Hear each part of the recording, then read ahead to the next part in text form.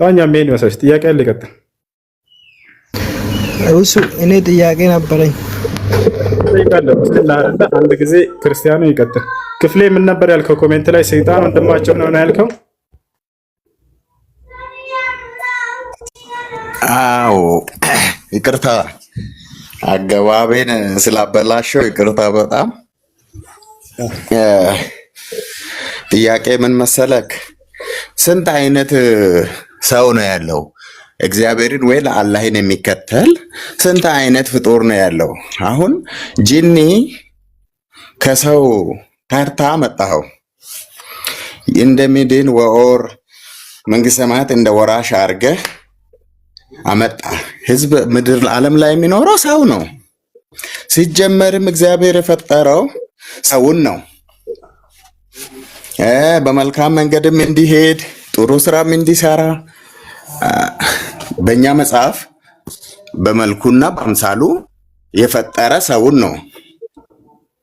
ሰይጣን በምን አግባብ ነው ወደ ከሰው ተርታ የሚገባው?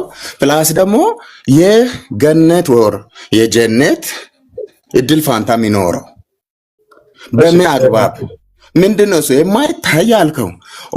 ኦኬ አይታይም፣ ንፋስ ነው ኦር መንፈስ ነው። እንዴት ሆኖ ነው እዚህ መጥቶ ከሰው ጎራ የሚሰለፈው?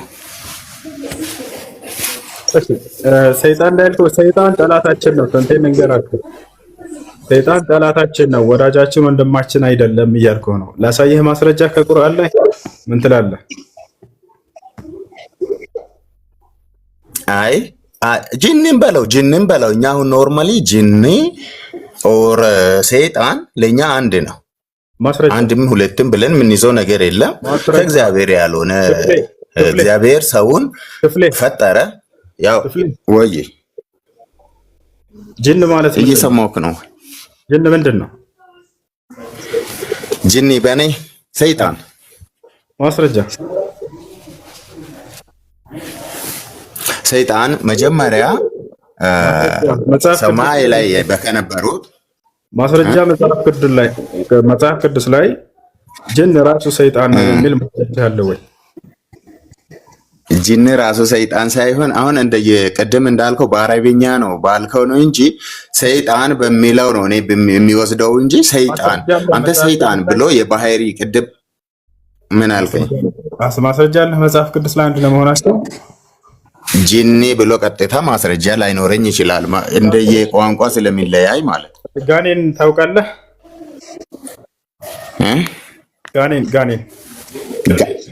ጋኔን በመጽሐፍ ቅዱስ እሺ፣ ጋኔን ከምንድን ነው የተፈጠሩት? እንደ መጽሐፍ ቅዱስ እግዚአብሔር ከምንድን ነው የፈጠራቸው? ጋኔንን እግዚአብሔር ፈጠራቸው ሳይሆን መጀመሪያ በመላእክት ከነበሩት በትዕቢታቸው ራሳቸውን ከእግዚአብሔር ከፍ አድርገው ለማየት ሲፈልጉ በትዕቢታቸው የወደቁ አሳሳች መንፈስ ሆነው የወደቁ ናቸው። ከሰማይ የተጣሉ። ስለዚህ መልአክ ናቸው ማለት ነው ጋኔኖች። እንደ ክርስትና መልአክ አይደሉም። እንደ መልአክ ወድቀው ነው። ትዕቢታቸው የሰይጣን ምን አልከኝ? መልአክ ነበሩ ወድቀው ነው አልከኝ እኮ። መልአክ ናቸው፣ የሆነ ባህሪያቸው ተሳስተው ነው ማለት ነው አምላክን አምፀው። መልአክማ መልአክ ነበሩ። ሰላም አያቸው። እንደ ክርስትና ጋኔን መልአክ ናቸው፣ ግን የሆነ ትእዛዝን አምፀዋል። ገብታችኋል አይደለ? ልክ እኔ ሰው ነኝ የሆነ ትእዛዝን አመስከኝ አምላክ ላምጽ ይችላል። አንድ ነገር እንተማመን። እሱ እኔ ብዙን ጊዜ ከውስጥ ሆኜ በደንብ ነው የሚከታተለው በለው እንትን እላለሁና ብዙም እናወራለን ስለአንተም። እኔ ብዙ ሙስሊም ጓደኞች አሉኝ፣ ከነሱ ጋር እንወያያለን፣ እንነጋገራለን። ግን አንድ ነገር የማደነጋገር ስራ ባይሆን በሆይ ሆታ ለማሳመን ባይሞከር አንድ ሰው አሁን ብዙ ጥያቄ ሊጠይቅ ይችላል። ብዙ ጥያቄ ፖዚቲቭሊ ክፍሌ አዳምጥ እባክህን። ማደነጋገር አይደለም የጠየከኝን ደገምኩት ነው፣ ሌላ እኮ አይደለም። ማን የጠየቅኩህ? የተናገርከውን ደገምኩት። ጅኖች ምንድናቸው? ጋኔን ምንድናቸው አልኩት። መልአክ ነበሩ አመፀው ነው አልከኝ። ሌላ ምንም ያልነው ነገር እኮ የለም። ያላልከውን ነገር በልብህ ኖሮ የዛን እሺ አቋርጥ። ነገር ግን አምነህበት በድፍረት ከተናገርከው እኔ በደግሞ ችግሩ ምንድን ነው? አሁን የተናንሳና ማውራት ትችላላሽ። ያ ነው ዓላማችን፣ ሁላችንም ወደ እውነት ለመድረስ ይሁን። አዎ እውነት ነው። መጽሐፍ ቅዱስ ጋኔን ይላል እንጂ ከምን እንደተፈጠሩ አያውቅም መጽሐፍ ቅዱስ። አላህ ሱብሓነሁ ወተዓላ ግን ስለ ጋኔን ከምን እንደፈጠራቸው በደንብ አድርጎ ነግሮናል። እርሱ የመናገር ስለ እነርሱ ማንነት ሞራል ያለው ያ የፈጠራቸው አምላክ አላህ ሱብሓነሁ ወተዓላ ብቻ ነው። የእናንተ አምላክ ግን ሞራል የለውም። በግልጽ ነው የምነግራቸው። ምክንያቱም ጋኔን ይላል እንጂ ከምን እንደተፈጠሩ አያውቅም። ከምንድን ነው የተፈጠሩት ቢባሉ ከዚህ ነገር ነው የተፈጠሩት የሚል ነገር የለም መጽሐፍ ቅዱስ። ይወሰቻል ግን መልአክ ናቸው ያመጹ የመልአክ አይነቶች አለቀ። ይወሰቻል መልአክ ናቸው። እንደገና ጋኔን ሊሏቸው ያስፈልጉ። ጋኔን ከምንድን ነው የተፈጠረው? መልስ የለም። ወፍ አንዲት ቦታ ላይ መጽሐፍ ቅዱስ ላይ ጋኔን ከዚህ ከተፈጠረ የሚል የለም። ይሄ መልስ ያለው የት ነው ከተባለ እስልምና ላይ ብቻ ነው። በቁርአንም በሐዲስም አውጥቼ ያሳያለሁ። ጋኔን ከምን እንደተፈጠሩ አለ በግልጽ። መልአክ ከምን እንደተፈጠሩ አለ። አይ እሺ ክፍል መቀጠል ይችላል ወይ? ወደ ዋናው እንመለስና አሁን አንተ ሞራል የለውም አንተን የማይመጥኑ ንግግሮችን ባትናገር ደስ ይለኛል። ምክንያቱም የቁርአኑ ሶርሱ ራሱ መጽሐፍ ቅዱስ ስለሆነ ማለት ነው። ምክንያቱም ለምን እንዳልኩ ምክንያት ስላለኝ ነው። ለምን በለኝ። ማስረጃ ያወጣ ተሳኛለሁ። ማስረጃ ያወጣ ለምሳሌ አሁን ካነሳ አሁን እንመልከት። ቁርአን ከመጽሐፍ እኛ ስለኛ የኛ መጽሐፍ እኮ ስለ እስልምና አንድም ቦታ ተናገረበት የለም። እንደኛ መጽሐፍ ክፍል ያዳምጥ። ቁርአን ከመጽሐፍ ቅዱስ መሰረቱ ምንጩ ከሱ ነው አልከና አይደለ? እንደሱ ከሆነ እንደው ሌላ ጥያቄ እንዳነሳማ አሁን ባነሳናት ቁርአን ጋኔን የተፈጠሩት ከእሳት ነው ይላል። መጽሐፍ ቅዱስ ጋኔን የተፈጠሩት ከእሳት ነው ብሎ ከሆነ አዎ ምንጩን ከዚያ ነው ወሰደው። ኮርጃል ማለት ነው ወስድላለሁ፣ ችግር የለውም። እንደዎችን እንኳን ያውቃል መጽሐፍ ቅዱስ ከምን እንደተፈጠሩ ጋኔን። አሁን መልስልኝ። እኔ አንድ ነገር ልጠይቅ እስቲ። አንተ ብቻ ስማኝ እያልክ እንዳልናገርም እያረካኝ ነው። ክፍሌ ወደ መልሱ ቁርአን ለምሳሌ ያልኩ አሁን ካነሳ ነው ኮርጆ ከሆነ እዚሁ ጋር በቃ አጋልጠልኝ፣ አናዋርደን፣ ችግር የለውም። ቁርአን ጋኔን የተፈጠሩት ከእሳት ነው ይላል። መጽሐፍ ቅዱስ ጋኔን ከምን እንደተፈጠሩ ከእሳት ነው የተፈጠሩት ይላል ወይስ አይልም? ጭራሽ እንደው ከምን እንደተፈጠሩ ያውቃል አያውቅም? ወደ መልሱ። እኔ የምልህ አንድ ነገር ከዚህ ተፈጠረ ከዛ ተፈጠረ ለምትለው ነገር መጽሐፍ ቅዱስ ምን እንደሚል ነገርኩ። እኔ መጽሐፍ ቅዱስ ያለ አሁን ጥቅሱና ቁጥሩን ስላላወቅኩ ስላልያዝኩ ነው እዚህ ጋር አንብብ እንዳልልህ እሱን አልያዝኩም። ግን የተጣለው በትዕቢት ከራሳችን በላይ ማለት ከፍ አድርገን የኛን ክብርና ሳይ ብሎ በመጡት እናንተ ሰይጣን ብሎ እንደ ወረወራቸው ከሰማይ እንደተጣሉ የተጣሉ መላእክት ነው የሚለው። ከየት እንደመጣ በቂ ነው። ከእሳት ተፈጠረ ማለት ከእሳት እንዴት ሆኖ ነው የሚፈጠረው? አንተ ስታስበው በእኛ በትንሹ አእምሮ ስናስበው ከእሳት ተፈጠረ ያልክ ነው ያለው። ከእሳት ተፈጥሮ መንግስተ ሰማያትን ለመግባት ገነት ለመውረስ ነው የተፈጠረው። ፍልስፍና ተወና መጽሐፍ ቅዱስ አለ ወይ? መጽሐፍ ቅዱስ ጋኔን ከምን እንደተፈጠሩ ከምን እንደተፈጠሩ? አዎ አልኩህ። መላእክት ናቸው፣ የተጣሉ መላእክት ናቸው። ስለዚህ መላእክ ናቸው እንጂ ጋኔን አይደሉም ማለት ነው። ናቸው የተጣሉ ሰይጣን ተብሎ ስያሜ ተሰጥቷቸው የተጣሉ ናቸው። እሺ መላእክ ናቸው። ምን እዚህ ከዚህ በላይ ማብራሪያ ያስፈልጋል? ረጋ በል እንጂ ታዲያ መላእክ ናቸው አይደል? ጋኔኖች የሮጥኩ አይደለም፣ ይቅርታ። ጋኔን መላእክ ናቸው አይደለ? የተጣሉ እኮ የተጣሉ ሙሉን ጥራ። የተጣሉ የሚሆን የወደቁ የቆሙም የተነሱ የሚሆን መላእክ ናቸው ወይ? አዎ አላሁ አክበር። እና ጋኔኖች መላእክ ናቸው ብሎ ያምናል። አይ እሺ ዲያብሎስ ለኢየሱስ ክርስቶስ ከዋለለት ውለታ መካከል አንደኛውን እስኪ ጥቀስልን። ኢየሱስ ክርስቶስ መጽሐፍ ቅዱስ ላይ እንደምታውቀው የዓለምን መንግስታት ሁሉ ለኢየሱስ ክርስቶስ በቅጽበት ያስጎበኘውና ያሳየው ማን ነው? ሰይጣን። አላሁ አክበር። አስቡት፣ ሰይጣን ኢየሱስ ክርስቶስን ነው የዓለምን መንግስታት ያሳየው ተአምር በሆነ መንገድ። ተአምር ማለት ከሰው ህግና ስርዓት የወጣ ነገር ማለት ነው። ለምሳሌ ብላችሁ አንድ ሰው አንዲት ተራራ ላይ ቆሞ የዓለምን እንዳለ መንግስታት ማየት ይችላል? አይችልም። አይችልም በፍጹም። የግዴታ ዓለምን መዞር አለበት። ገብታችኋል? ነገር ግን ክርስቶስን በአንዲት ቦታ ቆሞ ዲያብሎስ ዓለምን ሁሉ የማሳየት አቅም አለው። አሳይቶታል። ዓለምን ያስጎበኘው ለኢየሱስ ክርስቶስ ዲያብሎስ ነው። ይሄ ነው። እሺ፣ የዚህ ዓለም አምላክ ማን ነው? ክፍሌ፣ የዓለሙ አምላክ የዚህ ዓለም አምላክ ማን ነው? መጽሐፍ ቅዱስ የዚህ ዓለም ገዢ ብሎ የሚለው ሰይጣን ነው። አላልኩም። የዚህ ዓለም አምላክ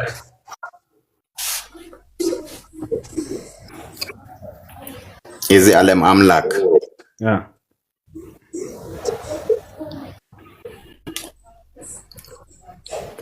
አምላክ እግዚአብሔር ነው። በጣም ጥሩ። ስለዚህ የዚህ ዓለም አምላክ እግዚአብሔር ነው ብሎናል። እግዚአብሔር ሰይጣን ነው ማለት ነው። ለምን ካልክ የዚህ ዓለም አምላክ ዲያብሎስ ነው ብሎናል ጳውሎስ። ገዢ፣ የዚህ ዓለም ገዢ ዓለም ማለት እኮ በሁለት ነው የሚገለጸው። ባህሪው ዓለም ነው፣ ፕላስ ደግሞ ይኸውልህ አንተ ተናግረህ የምታስቆመኝ ምክንያት የለም። ገዢ ብለህ ገዢ የሚለው ልታብራራ እኮ ነው። እኔ አላልኩም። እሱን እኮ የዚህ ዓለም ገዢ እንደተባለ ዲያብሎስ አውቃለሁኝ። እሱን አይደለም የዚህ ዓለም አምላክ እያልኩ ቃል በቃል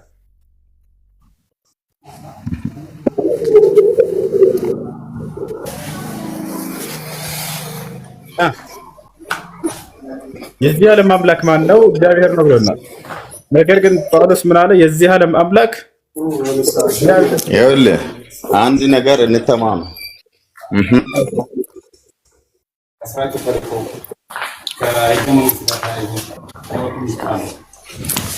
እስኪ እየተያየን ብናወራ ይሻላል። አሁን ይኸውልህ አንዳንድ ቦታ ላይ እንዴት እየሆነብኝ ነው ያለው፣ አሽሙር ባይሆን አሁን ይሄ እንደ ዘመኑ ሰው በመሳቅ ቲፎዞ በማሰባሰብ እንዲህ ብሎናል ከማለት በበሳል መንገድ እኔ ሊል የፈለኩትን ከማጣመም ይልቅ ለመረዳት ብትሞክር የተሻለ ይመስለኛል። አሁን እኔ ሃይማኖት አለኝ፣ አንተ ሃይማኖት አለህ። ሃይማኖትን ምንም አድርገህ ወደዚህ አምጣ ብትለኝ ማምጣት የማልችልበት ብዙ ምክንያቶች አሉ። እሱን ቢያንስ ቢጠይቅህ ልታስረዳኝ ብትሞክር ይሻላል። አሁን አንተ የሆነ ነጥቦችን እየፈለክ ከመሄድ ነጥብ እየፈለክ ነው አሁን እየሄድክ ያለው በእኔ ላይ። በነጥብ አትድንም። እኔም ነጥብ በመጣል ወይም የሚድነውን አልቀርም። ግን እውነታው ትልቁ ታርጌቱ እውነት ለማወቅ ከሆነ የኔን ጥያቄ ወስደህ በጨዋ መንገድ ብታስረዳኝ ነገ ጥሩ ፖዚቲቭ አመለካከት በእምነት ላይ እንዲኖረኝ ታደርገኛለህ። ሰዓቱ ደርሷል።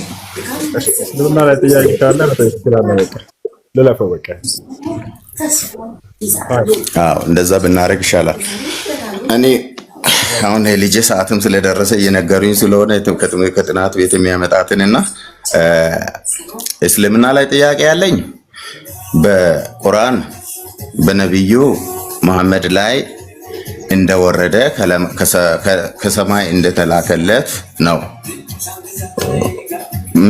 ማለት የሚያውቀውም የሚለውም። ብዙ ነገር እያስተካከልክኝ እንድትሰማኝ ነው የምፈልገው። የግድ ያቺን ወይም በማስረጃ እያልክ እንትን ማለት ጥሩ ስላልሆነ ግን ነቢዩ መሐመድ 1400 ሳምቲንግ ልደት እንትን አለውና ስለነ አብርሃም ስለነ ይስሐቅ ስለነ ሙሴ ኦሪት ላይም ሄዶ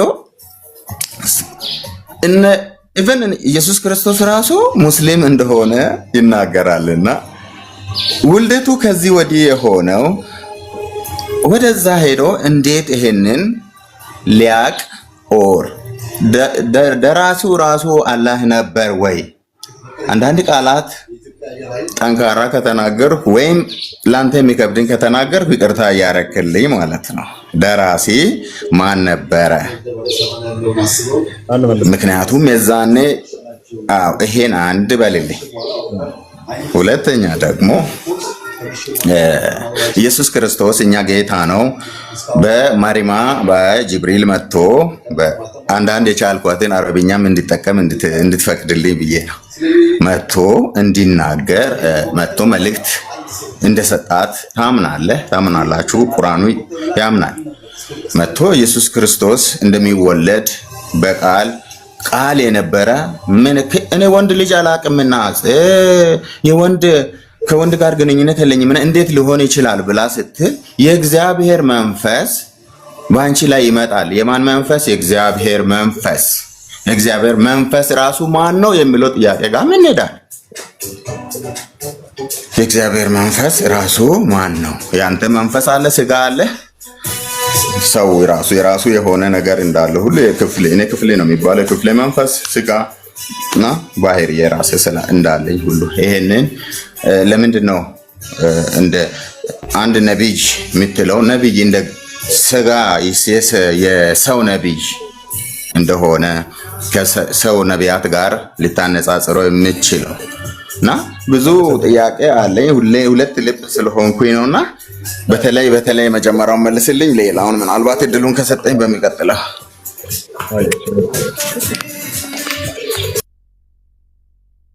እሺ፣ ጥሩ ጥያቄዎች ነው የጠየቀው። አዳምጡ። የመጀመሪያው ምንድነው? ነቢዩ ሙሐመድ ሰለላሁ ዐለይሂ ወሰለም የዛሬ 1447 ዓመት በፊት ከሆነ የተወለዱት በዚያን ጊዜ ከሆነ ከዚያ በፊት ስለነበሩት ስለ አብርሃም፣ ስለ ኢስሐቅ፣ ስለ ያዕቆብ ጭራሽ ስለ ክርስቶስ ወይንም ስለ መሲሁ፣ ስለ ዒሳ፣ ስለ ኢየሱስ ማንነት እንዴት ሊናገሩ ቻሉ ነው። ትክክለኛ ጥያቄ ነው።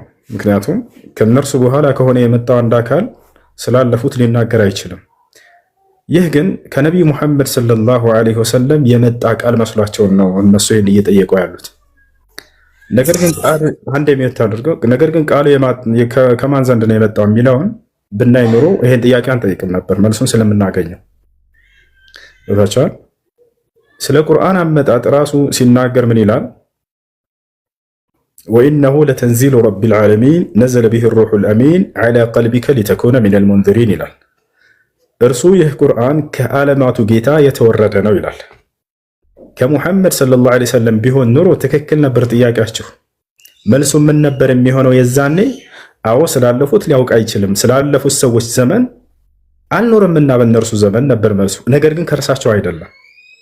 እርሳቸው መልእክተኛ፣ ይሄን መልእክት ተቀብለው የሚያደርሱ መካከለኛ እንጂ ሌላ አይደሉም። ቁርአን ምን ይላል? ከየት እንደመጣ ወኢነሁ ለተንዚሉ ረቢል ዓለሚን፣ ይህ ቁርአን ከዓለማቱ ጌታ የተወረደ ነው። ማን አወረደው? ወደ እርሳቸው። ነዘለ ቢሂ ሩሑል አሚን፣ ታማኙ መንፈስ መልአኩ ገብርኤል አወረደው። በማን ላይ? ዐላ ቀልቢከ ሃዚሂ ልካፍ ተዑዱ ኢለ ነቢ ሰለላሁ ዐለይሂ ወሰለም፣ በአንተ ልብ ላይ አወረደው ከነቢያቶች እንድትሆን ዘንድ ይላል። በሌላ ቦታ ላይ በሱረቱል ፉርቃን ላይ ይህን ጥያቄ ሰዎች በነቢ ሰለላሁ ዐለይሂ ወሰለም ዘመን አንስተው ነበር። የሚገርማቸው ሰው እያስተማረው ነው እያመጣ ያለው እየነገረን እንጂ ከየትም አይደለም ተብሎ ይሄ ነገር ከየትም ቀጣጥፎት ነው ብለው ያነሱ ነበር። አላህ ራሱ ነው መልስ የሰጣቸው። ቁል አንዘለሁ አለዚ የዕለሙ ሲረ ፊ ሰማዋት ወልአርድ ይላል። ሙሐመድ ሆይ እንዲህ በላቸው ለሰዎች ይህን ቁርአን ያወረደው በሰማያትና በምድር ያለን ሚስጥር ሁሉ የሚያውቅ ከእርሱ ዘንድ ነው የተወረደው በላቸው፣ እርሱን ያወረደው በላቸው ይላል። ለዚያ ነው ስላለፉት ዘመናቶች ሁሉ የሚናገረው አምላክ ስለሆነ ነው እያወረደ ያለው። ገብቷችኋል አይደል? አምላክ ደግሞ ጊዜ ገደብ የሚገድበው አይደለም። እንደ እስልምና አስተምህሮ አላህ ቁርአን ላይ ሲናገር ያዕለሙ ማ በይነ አይዲሂም ወማ ኸልፈሁም ይላል። ስለ ሰዎች ስለ ፍጥረታቶቼ የኋላቸውንም የፊታቸውንም የማውቅ ነኝ እያለ የሚናገር አካል ነው። ገብቷችኋል አይደል? ስለ ኋላቸውም የሚያውቅ የሆነ ስለ አብርሃም፣ ስለ ኢስሐቅ፣ ስለ ያዕቆብ ራሱ የላካቸው ያ አምላክ ነው ለነቢዩ መሐመድ ሰለላሁ ዐለይሂ ወሰለም የገለጠላቸው። በቁርአን ላይ ምን ይላል? ሱረቱ ኒሳ ላይ ኢና አውሐይና ኢለይከ ከማ አውሐይና ኢላ ኑሕን ወነቢይነ ሚን ባዕዲ፣ ሙሐመድ ሆይ እነሆ ዛሬ ወደ አንተ ይህንን ቃል ገለጥኩልህ ከዚህ በፊት ወደ ኖህ ገልጬለት እንደነበር፣ እንዲሁም ወደ አብርሃምና ከእርሱ በኋላ ወደ መጡ ነቢያቶች፣ ወደ ኖህና ከእርሱ በኋላ ወደ መጡ ነቢያቶች ይላል። ወአውሐይና ኢላ ኢብራሂመ ወኢስማዒለ ወኢስሐቀ ወአዩበ ወዩሱፈ ወሃሩን ወሱለይማን ወአተይና ዳውደ ዘቡራ ይላል። ወደ አብርሃም፣ ወደ ኢስሐቅ፣ ወደ ኢስማዒል፣ ወደ ያዕቆብ፣ ወደ ዮሴፍ፣ ወደ ሙሴ፣ ወደ ክርስቶስ ራእይን ሳወርድ ነበር እያለ የሚናገር አምላክ ነው። ስለዚህ ያለፉትን ሁሉ የሚያውቅ አምላክ አላህ ስብሐነሁ ወተዓላ ስላወረደው ነው ይህንን ሊነግራቸው የቻለው እርሱ ስለ አብርሃም፣ ስለ ኢስሐቅ፣ ስለ ያዕቆብ በዚህ ቁርአን ላይ ገብቷቸዋል አይደል? ይህ ነው። ሌላኛው ምንድን ነው? ስለ መሲሁ አፈጣጠር ነው። መሲሁ እንደሚታወቀው ያለ አባት ከእናት ብቻ የተፈጠረ ነው። እናቱም ማን ትባላለች? መርየም ትባላለች። ገብታችኋል? ወንድ የሚባል ያልነካት ነች ወይ? አዎ ወንድ የሚባል አልነካትም በህይወት ዘመኗ። ወለም የምሰስኒ በሸር አለች። ቃል በቃል ለራሷ ስትናገር ወንድ ያልነካኝ ሲሆን አለች። ታዲያ መንፈስ ስለሚለው ነው ማንሳት የፈለገው እሱ። መሲሁ በመንፈስ ነው ወይ የተፈጠረው? አዎ በመንፈስ ነው። ያ መንፈስ ከማን ነው ብሎ ጠይቆና ልጁ ከአላህ ነው ወይ ያ መንፈስ? አዎ ከአምላካችን ከአላህ የሆነ መንፈስ ነው። የሚለው ግን ባለቤትነትን የሚያስይዝ ነገር ነው። ገብታችኋል አይደል? ይሄ ስልክ ከማን ነው? ከሁሴን ነው። ነገር ግን ከኔ ተገንጥሎ ሄዶ ነው ማለት ነው? ባለቤትነትን የኔን ባለቤትነት የሚገልጽ ነው።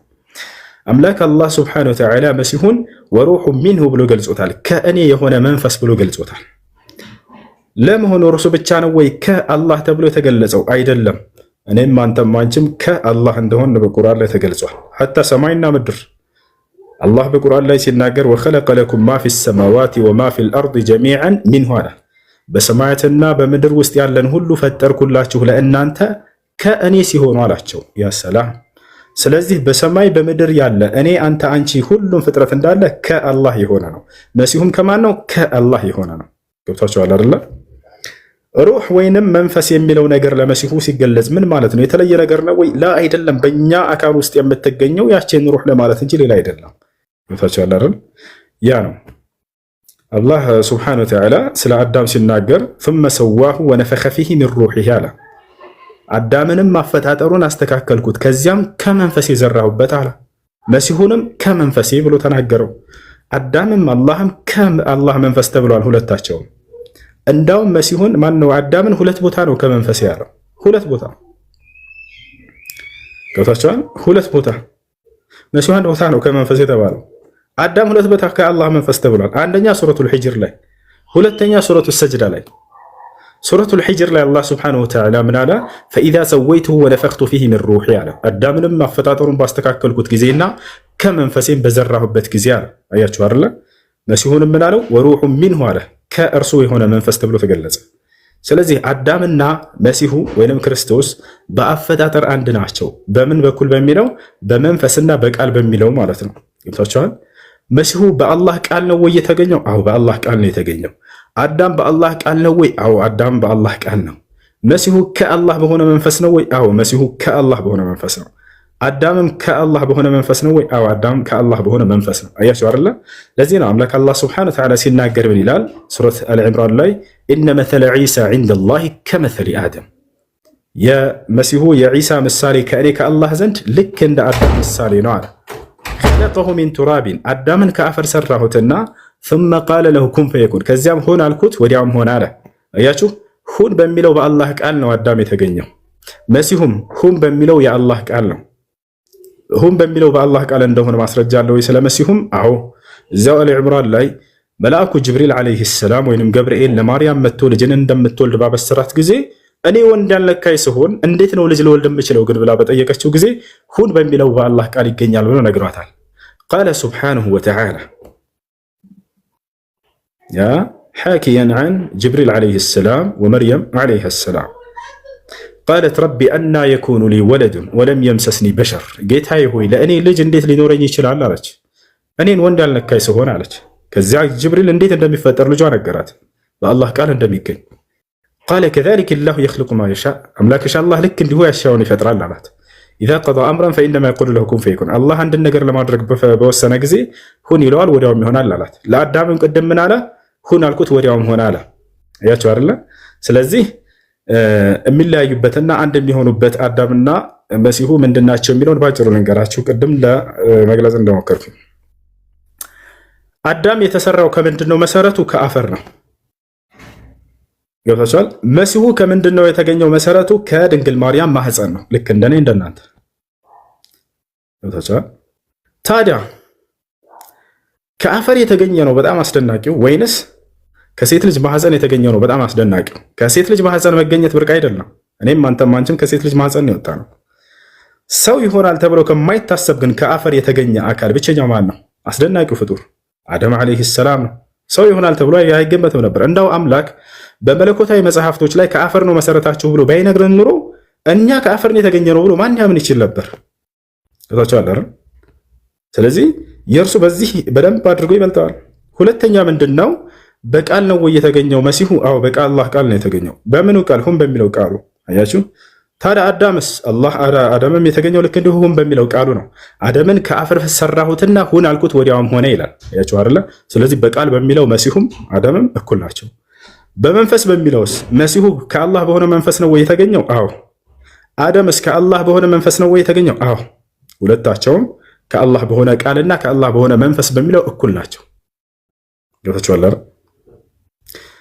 ስለዚህ ምን የሚደንቅ ነገር አይደለም የመሲሁ አፈጣጠር። እንደው አምላካችን አላህ ሱብሓነሁ ወተዓላ በእነዚህ ሁለት ታላላቅ ሰዎች ላይ በአደምም ላይ በመሲሁም ላይ ያደረገው ድንቅ ተአምር ተብሎ ለአላህ ነው እንጂ ነገር እንደው አስደናቂነቱ የሚሰጠው መሲሁም ምንም አስተዋጽኦ አላደረገም፣ አደምም ምንም አስተዋጽኦ አላደረገም በዚህ ለመገኘታቸው።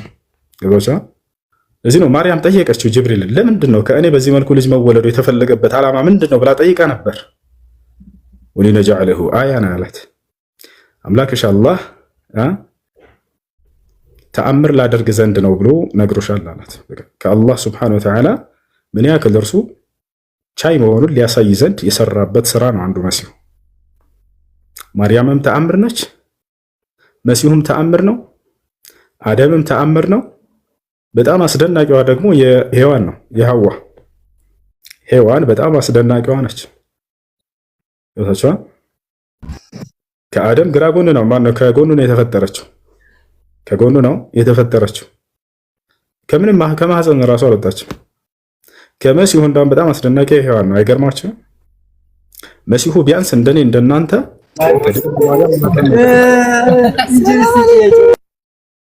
መሲሁ ቢያንስ እንደኛ ነው የተገኘው ከሴት ልጅ ማህፀን። ሔዋንስ በፍጹም ከሰው ማህፀን አይደለም የወጣችው፣ ተወልዳምም አይደለም። ከአደም የግራ ጎን ነው የተፈጠረችው፣ ከጎኑ ተፈጠረች። ለማንኛውም ይሄን ይመስላል። ሌላ ጥያቄ ያለው ሰው ይቀጥል። እሱ እኔን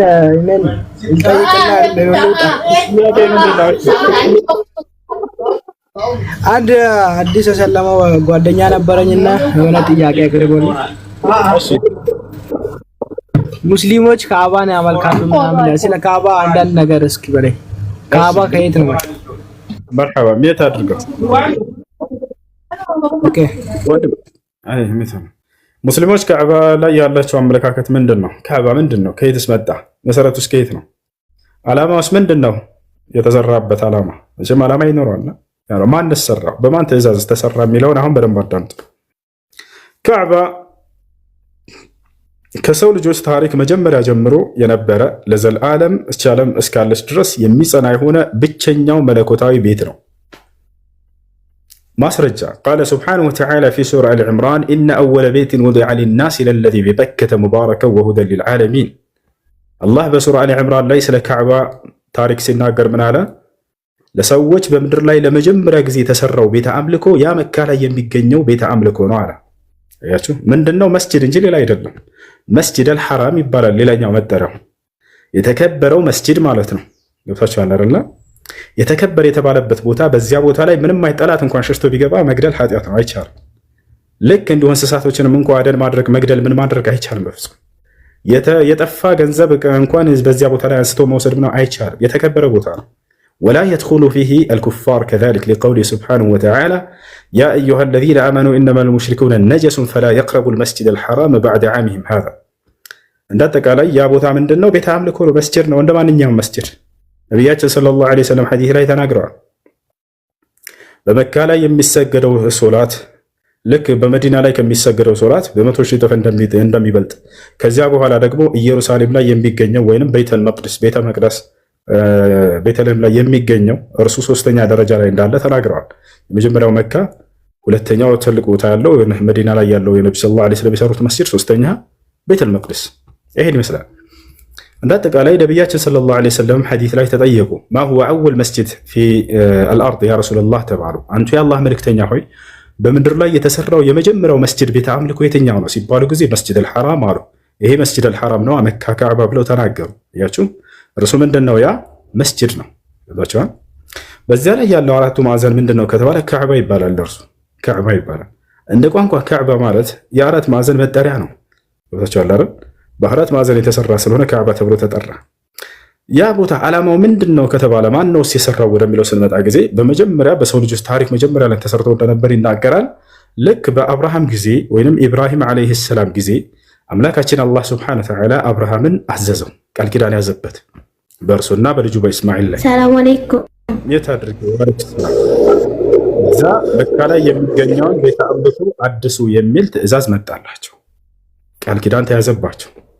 በማን ላይ? በአብርሃምና በልጁ ኢስማኤል ላይ። ማስረጃ በሱራ አልበቀራ ላይ አላህ ሲናገር ይላል ወዐሂድና ኢላ ኢብራሂም ወኢስማዒል አን ጠሂረ በይቲ ሊጣኢፊና ወልዓኪፊነ ወሩካዕ ሱጁድ። አምላካችን አላህ ሱብሓነሁ ወተዓላ አብርሃምንና ኢስማኤልን ቃል ኪዳን ያስኩባቸው ይላል። ወደ አብርሃምና ወደ ልጁ ወደ ኢስማኤልም ቃል ኪዳንን ያስኩኝ፣ ያንን ቤት ሂዱ ስሩ አጽዱ በማለትም ለምን? ለሁለት ዓላማ እንዲሰሩ አዘዛቸው። አንደኛው ዓላማ ምንድን ነው? ጠዋፍ ለሚያደርጉ ያ ማለት ሐጅን ለሚሰሩ ሰዎች። ስለዚህ አንደኛው ዓላማ ምንድን ነው? ካዕባ የተሰራበት የሐጅ ስነ ስርዓት መፈጸሚያ ነው። የእስልምና መሰረቶች 5 ዋና ዋና መሰረቶች አሉት። ከነዚያ መካከል አንደኛው ምንድን ነው? 5ኛው ደረጃ ላይ የሚገኘው ወደ መካ ሄዶ ሐጅ ማድረግ የሚለው ነው። ያንን መፈጸሚያ ቦታ ይሆን ዘንድ። ሁለተኛ የተሰራበት ዓላማ ምንድን ነው? ወልቃኢሚና ወይም ወልዓኪፊና በዚያ ቦታ ቁጭ ብለው ሶላትን ለሚሰግዱ ሰዎች፣ ቁመው ለሚሰግዱ ሰዎች ወሩክዕ ስጁድ ብሎ ከሶላት መካከል ሁለቱን አርካኖች ገለጻቸው። ሩኩዕና ስጁድ ለሚያደርጉ ሰዎች ብሎ ገለጸ። ስለዚህ ካዕባ በማን ትእዛዝ ነው የተሰራው? በአምላክ ትእዛዝ። በማን እጅ ተሰራ? በሁለት ታላላቅ ነብያቶች። ለምን ዓላማ ተሰራ? ለሁለት ዓላማ፣ የሐጅ ስነ ስርዓት መፈጸሚያና የሶላት አቅጣጫ ይሆን ዘንድ። አለቀ። ይሄ ነው አምላክ አላህ ሱብሓነሁ ወተዓላ በቁርአን ላይ ሲናገር ነብዩ ሰለላሁ ዐለይሂ ወሰለም ሲያዛቸው ምን አለ? ፈወሊ ወጅሀከ ሸጥረ ለመስጂዲል ሐራም፣ ሙሐመድ ሆይ ሶላትን ስትሰግድ ወደ ቂብላ አቅጣጫ ዙረህ ስገድ አላቸው። አያችሁ፣ የሶላት አቅጣጫ ይሆን ዘንድ ነው። ሰዎች ሶላትን በሚሰግዱ ጊዜ ወደ ተዘበራረቀ ቦታ እንዳይሰግዱ ወደ አንድ አቅጣጫ ብቻ ዙረው እንዲሰግዱ ምልክት ይሆን ዘንድ የተቀመጠ ምልክት እንጂ ሌላ አይደለም። አላህ ቃል በቃል በቁርአን ላይ ምልክት ነው ብሎ ገልጾታል። ፈወሊ ወጅሀከ ሸጥረ ለመስጂዲል ሐራም፣ ፊትህን ወደ መካ ወደ ቂብላ አቅጣጫ ዙረህ ስገድ አቅጣጫ ብሎ ገለጸው። ይህ ነው። ስለዚህ ለዚህ ለሁለቱ ዓላማ የተሰሩ ናቸው ማለት ነው። የሰማይ መላእክቶች የስግደት አቅጣጫ አላቸው፣ የሚሰግዱበት መስጂድ አላቸው። የት አድርጉት? አንድ የት ይገኛል ከተባለ 7ኛው ሰማይ ላይ ይገኛል። ይሄን አምላክ አላህ ሱብሓነሁ ወተዓላ በ7ኛው ሰማይ ላይ ለሁሉም መላእክቶች የስግደት ቦታ አድርጎላቸዋል። ቤተል ማዕሙር ይባላል። በቁርአን ላይ ስሙን ጠቅሶታል። ልክ እንደ ካዕባ የራሳቸው የሆነ ቤተ አምልኮ ነው። ለእነርሱም አቅጣጫ ተደርጎላቸው ነቢያችን ሰለላሁ ዐለይሂ ወሰለም በአካል ሄዳ አይተውታል። ቃለ ነቢ ሰለላሁ ዐለይሂ ወሰለም ኢጠለዕቱ ፊ ሰማኢ ሳቢዓ ፈረአይቱ ኢብራሂም ዐለይሂ ሰላም ሙስኒደን ظهره ዐላ ቤይቲል ማዕሙር ወቤይቱል ማዕሙር የድኹሉ ፊህ ኩለ የውም 70,000 መለክ መን ደኸለ ኢለይህ ያዕኒ መረተን ላ የዑዱ ኢለይህ ኢላ የውሚል ቂያማ ከማ ቃለ ነቢ ሰለላሁ ዐለይሂ ወሰለም። በሰባተኛው ሰማይ ላይ በሄድኩኝ ጊዜ አሉ ነቢ ሰለላሁ ዐለይሂ ወሰለም እያረጉ እያለ በዚያ ላይ 7ኛው ሰማይ ላይ በወጣሁ ጊዜ ቤተል ማዕሙርን ተመለከትኩኝ አሉ። አብርሃምንም ተመለከትኩት ጀርባውን በእርሱ ላይ አስጠግተው ተቀምጦ ብለው ተናገሩ። በዚህም መስጂድ ውስጥ ብለው ተናገሩት 70,000 መላእክቶች በየቀኑ እየሄዱ ይሰግዳሉ። አንድ እዛ ገብቶ የመስገድን እድል ያገኘ እስከ ትንሣኤ ቀን እድል አያገኝም አሉ። የመላእክቶችን ብዛት እየገለጹ ነው። በዚህ በጣም ብዙ ናቸው መላእክቶች። ስለዚህ ለሰማይ መላእክቶች ያለውን ህግ አምላክ አላህ ሱብሓነሁ ወተዓላ ለምድር ሰዎችም ይሄን ህግ አወጣላቸው። ምን አደረገ? ወደ ቂብላ አቅጣጫ ዙራችሁ ስገዱ፣ ልክ የሰማይ መላእክቶችም አንድ አቅጣጫ እንዳላቸው ሁሉ የሚለውን ከዛ ይሄንን ምድር ላይ እንዲሰራ አዘዘ። ይሄ ነው ዓላማው። ይሄ ቤት ታዲያ የሚገርማችሁ ተአምራዊ ቤት ነው። ያ ማለት እስከ ዓለም ፍጻሜ ድረስ የሚጸና የሆነ ብቸኛው ቤት ነው። ምድር ከተሰራች ጀምሮ እስከ ዓለም ፍጻሜ ድረስ አለ።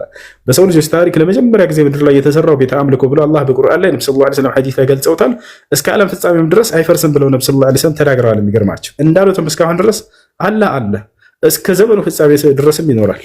ነቢያችን ሰለላሁ ዐለይሂ ወሰለም ሐዲስ ላይ ሲናገሩ የህዲሙል ከዕባ ረጁል ሚነል ሐበሻ፣ ካዕባን የዘመኑ ፍጻሜ ሲደርስ ጊዜ የዛኔ ምድር ላይ የሚሰግዱ ሰዎችና ሐጅ የሚያደርጉ ሰዎች በሚጠፉ ጊዜ ማለት የዓለም ፍጻሜ በሚደርስ ጊዜ ማለት ነው። የዛኔ ካዕባ ትፈርሳለች፣ ከሃዲያኖች ያፈርሱታል። መጨረሻ ዘመን ላይ ገብታችኋል። ይሄን ይመስላል። እንደጠቃላይ የተሰራበት ዓላማ ለሁለቱ ዓላማ ነው። የስግደት አቅጣጫና የሐጅ ስነ ስርዓት መፈጸሚያ አቅጣጫ እንጂ ሌላ አይደለም ነው። ምንድን ነው ካዕባ ለምንድን ነው የሚለው ይሄ ነው። ማን ሰራው፣ ለምን ተሰራ፣ እናም በማን ትእዛዝ ተሰራ የሚለውንም እንደነገርኳቸው ባጭሩ በአምላክ ትእዛዝ የተሰራ በሁለት ታላላቅ ነቢያቶች እጅ የተሰራ ለሁለት ዓላማ የተሰራ እርሱም ምንድነው? የስግደት አቅጣጫና የሐጅ ስነ ስርዓት መፈጸሚያ ይሄ ነው። ማ ሚን ነቢይን ኢላ ወቀድ ሐጀል በይት። የመጨረሻ ምንድነው? እስኪ ለናሙናነት ያክል ወደዛ ሂደው ሐጅ ከፈጸሙ ነቢያቶች መካከል ጥቀስልን የነቢያቶች መንገድ ከሆነ ካላቸውም ነቢያችን ሰለላሁ ዐለይሂ ወሰለም ሐዲስ ላይ ምን አሉ? አንድ ነቢይ የለም ወደ መካ ሄዶ ሐጅ አደረገ ቢሆን እንጂ አሉ። ታዲያ መሲሁስ ያደርጋል ወይ? አዎ መሲሁ ያደርጋል ሐጅ ወደ መካ ሄዶ። ነቢያችን ሰለላሁ ዐለይሂ ወሰለም ቃል በቃል ተናግረዋል። እና አብርሃምስ አድርገዋል ወይ? አዎ አብርሃም ራሱ እንደውም ሐጅን ወደዚህ ሰዎች መጥተው እንዲያደርጉ እዘዝ ተብሎ ትእዛዝ ተሰጥቷል። ቃለ ሱብሓነሁ ወተዓላ ወኢዝ በወእና ለኢብራሂመ መካነ ልበይት አላ ቱሽሪክ ቢ ሸይአ ወጠሂር በይትየ ሊጣኢፊነ ወልቃኢሚነ ወሩከዕ ስጁድ ወአዝን ፊ ናስ ብልሐጅ የእቱከ ሪጃላን ወዐላ ኩሊ ዳሚሪን የእቲነ ምን ኩሊ ፈጅን ዐሚቅ ሊየሽሀዱ መናፊዐ ለሁም ወየዝኩሩ ስመላሂ ፊ አያሚን ማዕሉማትን ዐላ ማ ረዘቀሁም ሚን በሂመቲል አንዓም فكلوا منها وأطعموا البائس الفقير ثم ليقضوا تفثهم وليوفوا نذرهم وليطوفوا بالبيت العتيق ذلك ومن يعظم شعائر حرمات الله فهو خير له عند ربه وأحلت لكم الأنعام إلا ما يتلى عليكم فاجتنبوا الرجس من الأوثان واجتنبوا قول الزور حنفاء لله غير مشركين به إلى آخر الآية. الله سبحانه وتعالى أملاكتنا الله أبراهام እንዳዘዘው ይነግረናል። وأذن في الناس بالحج أبراهام هوي سوت ودزي ወደ መካ መተው ሐጅን እንዳደርጉ እዘዝ አልኩት ይላል። አያችሁ ይህ ነው አብርሃም ወደ መካ ሄዳችሁ ሰዎችን ሐጅ አድርጉ እያለ እንዲያዝ ትእዛዝ ተሰጥቶት ነበር። ከሚያደርጉትም መካከል ትልቁን አንዱን የሐጅ አርካን ሩክን ምን አርካን الحج الطواف يعني ذكر ذلك الله سبحانه وتعالى في كتابه العزيز الله ለአብርሃም ምን አለው? ወደዚህም ወደ መካ መጥተው ይሄንን ቤትም የዞሩ ጥንታዊውን ቤት ብሎ ገለጸው። እንዳጠቃላይ አብርሃም ይሄን አድርጓል። መሲሁም ወደ ሐጅ መጥቶ ያደርጋል። አዎ አብርሃም ሐጅ እንዲያደርጉ ህዝቦችን እንዲያዝ ትእዛዝ ተሰጥቶታል። እሺ ጥያቄ አለ? ይቀጥል።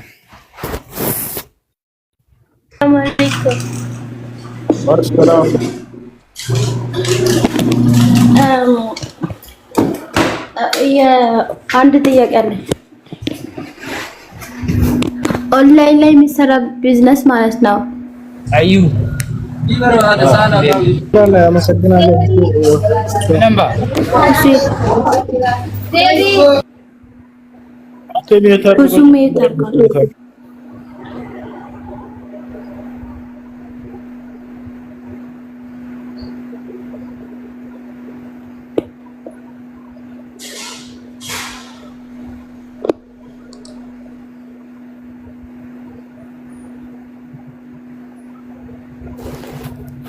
እሺ ይቅርታ ሚዩት አድርገው ነበር። ጥያቄው ምንድነው? ኦንላይን ላይ የሚሰራ ቢዝነስ ስራው መጀመሪያ ብር ይከፈላል፣ ከዛ በኋላ ሰው ማስገባት ነው። አይቻልም እንዴ? በእኛ አይቻልም። እነዚህ አጭበርባሪዎች ናቸው። ዳንስ ምናምን የሚባሉት ዝም ብለው አጭበርባሪዎች ናቸው። እሺ ቀጣይ ደግሞ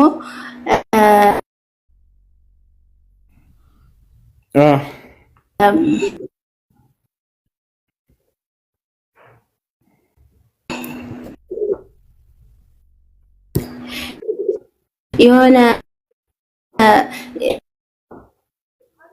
ከሆነ ሰው ጋር የሆነ መሐላ ከዛ ነክቶ ማለት ነው። በቃ ከዛ መሐላውን አፈረሰ፣ ቃል ኪዳኑ አፈረሰ ማለት ነው።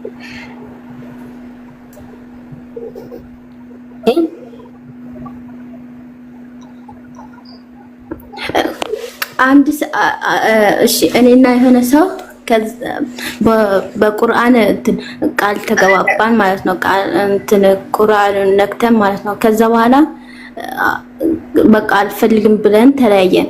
ከዛ አሁን ይሄ ምንድነው የሚልበት ጾም ነው ወይስ ምንድነው? ቁርአን ብቻ ነክተን እንትን ስላልን ማለት ነው።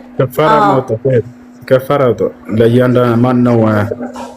ምንም እንኳን በዚህ መንገድ መሐላ ባይፈቀድም ነገር ግን በዚህ መንገድ መሐላ የገባ ሰው ከፋራ እንዳለበት ዑለሞች ተናግረዋል። ስለዚህ 10 ድሃ ማብላት ወይም 10 ድሃ ማልበስ ወይም 3 ቀን መጾም ከሶስት አንዱ።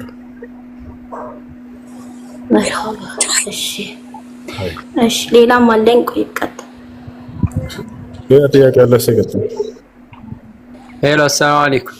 ወአለይኩም ሰላም። ሰላም ነው? አልሐምዱሊላህ።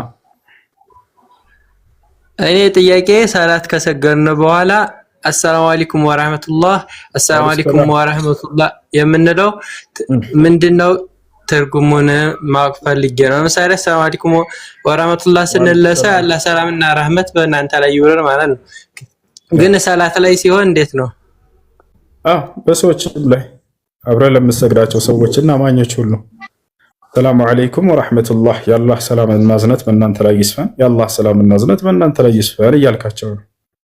በሶላትም ላይ እኮ አሰላሙ አለይከ አሰላሙ አለ ነቢ ወዐላ ዒባዲላህ ሷሊሒን ትላለህ። በአላህ ደጋግ ባሪያዎች ላይ የአላህ ሰላም ይስፈን ትላለህ። አጠቃላይ በሆኑ በአላህ ስብሐነ ወተዓላ ባሪያዎች ላይ በአማኞች ባሪያዎች ላይ ሁሉ የእርሱ ሰላምና እዝነት እንዲሰፍን እየጸለይክ ነው። አሁን ያ ነው። እሺ ኸይር ኢንሻአላህ ይስጥልኝ። መርሐባ አለይኩም ሰላም። የእንትን ጾም ቆጣ ነበረ። 2 ቀን ጾሜ 4 ቀን ቀርቶኝ ነበር። እንትን እውነት ነው። እሺ እሱን አሁን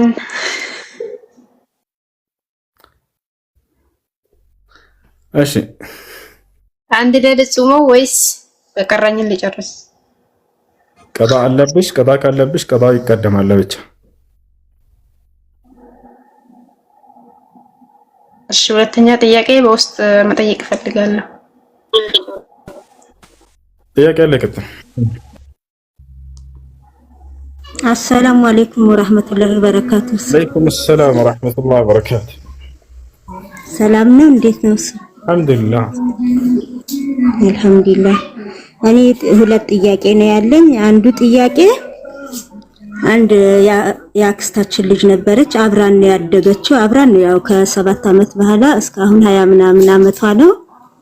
አብራን አድጋ ነበረ። በምታድግበት ሰዓት አስተምረናታል፣ ኮሌጅም አስተምረናት፣ የስራ እድልም ልንሰጣት ሁሉ አስበን ነበር። ኮሌጅን ተመርቃ ስራ ልናስቀጥራት ስንል በቃ ወደ ቤተሰቦች ሄዳለሁ አለች። ሄዳለሁ በምትል ሰዓት ሱቅም እንክፈትልሽ ስራም እናስቀጥርሽ ብለን ብዙ አድቫንቴጅ ሰተናት ነበር። ያንን ልትቀበል አልቻለችም። ብዙ ነገር ለሷም ለቤተሰቧም እያረግን ነበረ። ሄዳለሁ ብላ ሄደች። እሷ ሀቅ አለብን። እናንተ አልወለዳችኋትም ማለት?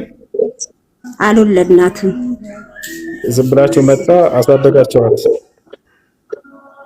የአክስታችን ልጅ ናት። አዎ ደስ ከሆነ ዘመዳችሁ ናት። ስለዚህ በቻላችሁት አቅም መልካም ዋሉላት፣ ባልቻላችሁት አቅም አትገደሉ።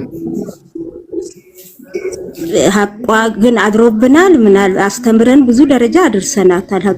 ማለት አሁንም እንትን እያልናት ነው። ለዛ ነው ከቻላችሁ መልካም ዋሉላት። እሺ ካልቻላችሁ አትገደዱም። ምንም የለባችሁም። ነገር ግን እንዳው ለሰው መልካም መዋል ከሚለው አንፃር በቻላችሁት አቅም መልካም ዋሉላት። እሺ ሁለተኛው ጥያቄ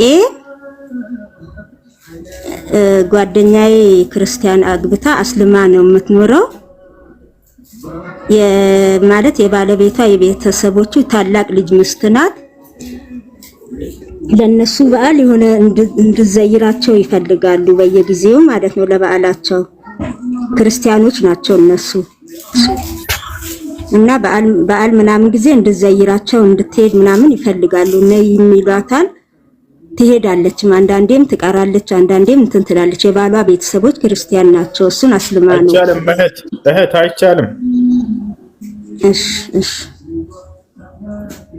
ሹክራን ነግራታለሁ።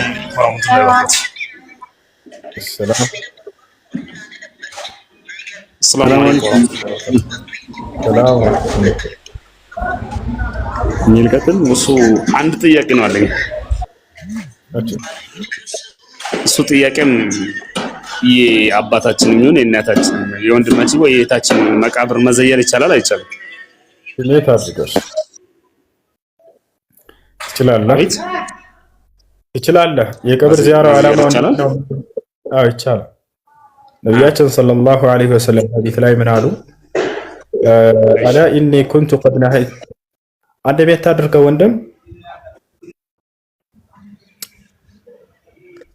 የሚረብሽ ቦታ ከሆናችሁ ከጠይቃችሁ በኋላ እኔ ታድርጉ። እሺ ለማንኛውም ዚያረة القبور قال النبي صلى الله عليه وسلم ألا إني كنت قد نهيتكم عن زيارة القبور ألا فزوروها فإنها تذكركم الآخرة አዋጅ እኔ ቀብር መዘየርን ከልክያችሁ ነበር። አዋጅ ከዚህ በኋላ ፈቅጄ በአኼራን ታስታውሳችኋለችና። አንደኛው ምንድነው ለመገሰጽ ብለህ ነው የምትዘይርበት ዓላማ። ሁለተኛ ለሞተው ሰው ዱዓና እስትግፋር ለማድረግ ነቢያችን ሰለላሁ ዐለይሂ ወሰለም ሰሉ ሊአኺኩም ተትቢት ፈኢነሁ ልአን ዩስአል አሉ። ለዚህ ለሞተው ሰው አላህ ጽናትን እንዲለግሰው ለምኑለት፣ ዱዓ አድርጉለት፣ እርሱ አሁን ይጠይቃልና አሉ። ስለዚህ የቀብር መዘየር ዓላማው ፋይዳው ምንድን ነው ከተባለ ዓላማውና ጥቅሙ አንደኛ ለመገሰጽ ልተዘኩር፣ ሁለተኛው ዓላማ ምንድን ነው ልዱዓ ሊሃዘ ልመይት፣ ለዚህ ለሞተው ሰው ለመለመን ነው። ነገር ግን ያን የሞተውን ሰው ለመለመን ከሆነ አይቻልም። የሞተውን ሰው ሂደህ ድረስልኝ፣ ሾሆቹ እባክህ እንዲህ አድርግልኝ፣ ያ አይፈቀድም፣ አይቻልም። አይ ሰላም አለይኩም ወራህመቱላህ። እሱ ሰላም ወራህመቱላህ ወበረካቱ።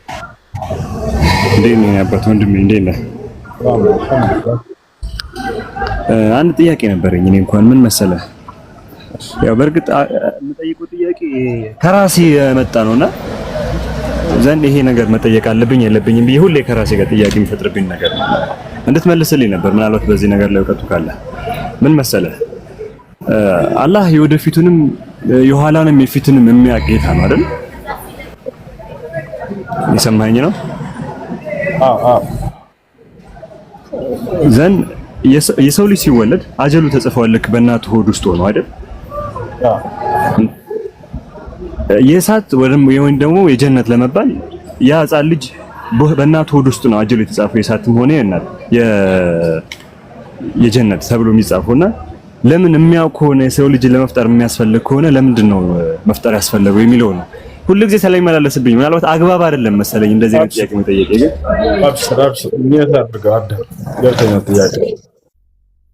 ብዙ ሰዎች ተጽፏል ከሚለው ነው የተነሳው። እሱም ከተጻፈ በሚለው ነው።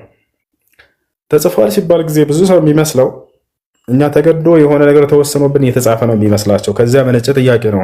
ይሄ ስህተት ነው። አምላክ አላህ ሱብሓነሁ ወተዓላ የወደፊቱን ጽፎታል ሲባል ጊዜ በእኛ ነፃ ምርጫ ፈቃድ የምንመርጣቸውን ነገራቶች እንጂ የጻፋቸው እንድንመርጥ መጀመሪያ ቀድሞ አዘጋጅቶን አይደለም። ገብታችኋል አይደል? ከአላህ ሱብሓነሁ ወተዓላ ተወስኗል ወይንም ተቀድሯል ተጽፏል ሲባል ጊዜ ለሁለት ይከፈላሉ የአላህ ሱብሓነሁ ወተዓላ ቀደሮች። አንደኛ ለእኛ ምንም ነፃ ምርጫ ፈቃድ ሳይሰጠን የወሰናቸው የጻፋቸው ነገራቶች አሉ። በዚያ ላይ ምንም ምርጫ የለንም። በቃ አሁን ተብለን ትሆናለህ ሜት አድርገው አንዴ። ሁለተኛ ለእኛ ነፃ ምርጫ ፈቃድ ተሰጥቶን ነገር ግን እነዚያን ቀድሞ ያውቀዋቸዋል ወይ አምላክ ብዬ ብጠይቅህ፣ አዎ ያውቀዋል። ምክንያቱም አምላክ ነው፣ ወደፊቱን ሁሉ ያውቃል። ባያውቅ አምላክ ሊሆን አይችልም። ከአምላክ ባህሪያቶች አንደኛው ምንድነው? የወደፊቱን ሁሉ ያውቃል፣ የፍጥረታቶችን ሳይፈጥራቸው በፊት። ነገር ግን ያ የሚሆነው በምንድን ነው ከተባለ በእኛ ነፃ ምርጫ ፈቃድ እንዲሆኑ የተወልን ነገራቶች አሉ። ገብቶሃል? ስለዚህ የገነትና የገሃነም ዕጣ ፈንታችን የሚወሰነው በየትኛው ነው? እርሱ በመጀመሪያው ሳይሆን በሁለተኛው ነው። ያ ማለት በራሱ ወዶና ፈቅዶ ግዴታ እንዲሆኑ በወሰናቸው ነገራቶች ሳይሆን ለእኛ ነፃ ምርጫ ፈቃድ በተወልን ነገራቶች ነው የሚወሰነው። ከዚያ አይነት እስኪ እንዳው እንደ ምሳሌ አስረዳኝ ካልክ እንዳስረዳህነት ዘንድ አንድ ሚውተን አንሳ። አብዲ ሚውተን አምላክ አላህ ሱብሓነሁ ወተዓላ ለእኛ ምንም ነፃ ምርጫ ፈቃድ ሳይሰጠን የወሰናቸው የጻፋቸው ነገራቶች አሉ። በዛ ላይ እኛ ምንም ድርሻ የለንም፣ ምርጫ የለንም። ሁን የተባልከውን ትሆናለህ። በዚያ ነገር ላይ የቀጣዩ ዓለም ዕጣ ፈንታችን አይወሰንም። ከነዚያ መካከል አንድ ልጠይቅህ። አንተ ወንድ ልጅ ነህ አይደል? አብዲ በጣም ጥሩ። ወንድ ልጅ እንድትሆን አስመርጦህ ነው ወይንስ በራሱ ነው የወሰነው? ይሄን ነገር እሱ ነው የወሰነው። ነገ የትንሣኤ ቀን ከፊቱ አቁሞ ለምን ወንድ ሆንክ ለምን ሴት አልሆንክም ብሎ በዚህ ነገር ይጠይቅሃል? አይጠይቅህም። ወንድ ስለሆንክ አንተ ስለዚህ ገነት አይገባህም ገሃነም ነህ ብሎ በዚህ በጾታ ይወስንብሃል? አይወስንብህም። ታውቃለህ አይደል? ሴት ልጅ ሴት እንድትሆን ወንድ ልጅ ወንድ እንዲሆን ኢትዮጵያ ላይ መፈጠርህን አስመርጦሃል ወይንስ በራሱ ነው የወሰነብህ? ይሄን ነገር በራሱ ነው። እሺ ቀይ ወይንም ጥቁር እንድንሆን በራሱ ነው የወሰነው ወይንስ ሁሴን ቀይ ላድርገው ወይንስ ጥቁር ላድርገው ብሎ አስመርጦኝ በራሴ ምርጫ ነው? በራሱ ምርጫ ነው ይሄን ነገር ያደረገው። በራሱ ነው አይደል? አዎ ረጅም እንድንሆን አጭር እንድንሆን ማን ነው የመረጠው? ይሄን ነገር እኛን አስመርጦን ነው ረጅም ለአጭር ላድርገው ብሎ በራሱ ነው የወሰነው። በራሱ ነው የወሰነው። አያችሁ፣ እነዚህ ናቸው አምላክ አላህ ሱብሓነሁ ወተዓላ ለእኛ ነፃ ምርጫ ፍቃድ ሳይሰጠን የወሰነብን ነገራቶች። በእነዚህ ነገራቶችም የቀጣዩ ዓለም ዕጣ ፈንታችን አይወሰንም በፍጹም። ራሱ ይሄንን ኃላፊነቱን ወስዷል፣ ራሱን የወሰነው። ነገር ግን ስራዎቻችንን መልካም የሆኑ መጥፎ፣ እነዚህን ለእኛ ነፃ ምርጫ ፍቃድ ትቷቸዋል። ገብቶሃል አይደለ? ለዚያም ነው ነብያቶችን መላክ ያስፈለገውና ቁርአንን ማውረድ ያስፈለገው፣ መጽሐፍትን ማውረድ ያስፈለገው። ጽድቁ ይሄ ነው ተከተሉ፣ ይሄ ደግሞ ኃጢአት ነው ተጠንቀቁ እንዲሉን ዘንድ እንጂ አፈጣጠራችንን አምላክ አላህ ሱብሓነሁ ወተዓላ ቀድሞ የወሰነውን ነገር እንድናስተካክል አይደለም። አጭር ነህና ወደ ረጅም አስተካክል ያለ ነብይ አይተህ ታውቃለህ? አይልም። ምክንያቱም ይሄ ነገር ከአምላክ የተወሰነ ነው። አይ ጥቁር ነህና ቀይ መሆን አለ ላ እንደዚህ አይሉም። ወጥቷል። ወንድ ነህና ሴት መሆን አለብን ላ ይሄን አያስተምሩ። ነገር ግን ጽድቅን አድርግ ኃጢአትን ተጠንቀቅ ይላሉ። እሺ አሁን ስለዚህ ስራዎቻችን በእኛ ነፃ ምርጫ ፈቃድ ናቸው ብያለሁኝ። ማናቸው የምናደርጋቸው ስራዎች ወጥቷል አይደለ? ለምሳሌ አብዲ ገስት ስትመጣ እዚህ ጋር ስትገባ እኔ ጋር አላህ ሂድና ሁሴን ጋር ግባ ብሎ ልኮ ሆኖ የመጣህ አሁን ወይንስ በራስህ ነፃ ምርጫ ፈቃድ አይምሮህን ተጠቅመህ ለምን ሁሴንን ገብቻ አልጠይቀው ብለህ ነው የመጣህ? በምርጫህ ነው አይደለ? አዎ በምርጫህ ነው። በጣም ጥሩ በምርጫህ ነው የመጣኸው። ነገር ግን አላህ ሱብሓነሁ ወተዓላ ዛሬ እኔ ጋር ገብተህ ገስት እንደምትጠይቅ ቀድሞ ሳትገባ በፊት ያውቃል አያውቅም? ያውቃል። ያን ያወቀውን ደግሞ ጥብቁ ሰሌዳ ላይ ለውሃል ማህፉዝ ላይ እንደምትገባና እንደምትጠይቅ ስለሚያውቅ ያንን ጽፎታል አይደለ? አይ አይደለ? ግን እርሱ ስላወቀው አንተ በዚህ ነገር ላይ ጫና አድርጎብሃል፣ ሂድና ግባ ስላስገደደህ ነው ማለት ነው አይደለም። በራስ አልገባም ብለህ በዛው መቅረት ትችል ነበር አንተ ይባል አይደለ? ይሄንን ስራዎቻችንን ሁሉ ለኛ ነፃ ምርጫ ፈቃድ የተወልን ነገራቶች ናቸው። ጽድቅ የሚሆኑ ኃጢአቶች ናቸው ስራዎች። ግን በእነዚህ ላይ ቀድሮታል ወስኖታል ስንል ጊዜ ምን ማለታችን ነው ከተባለ ቅድመ እውቀት አለው ማለት ነው። ቅድመ እውቀት አለው ያውቀዋል። ያንንም ጽፎታል በጠብቁ ሰሌዳ ላይ እንደምንገባ እንጂ ያንን እንድንገባ በግዴታ አስገድዶ ጽፎብናል ማለት አይደለም። ወጣ አይደለ?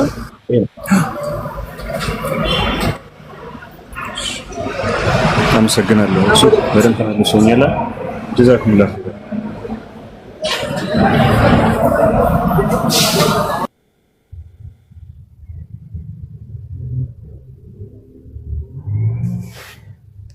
السلام عليكم.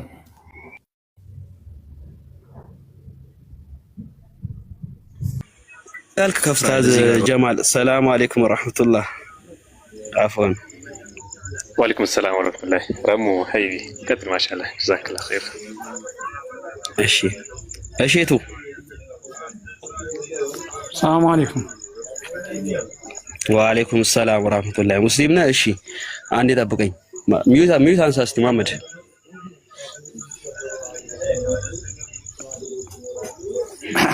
አታ አንዴ አፍኩን ከየት ቤተ እምነት ሰላም ናችሁ?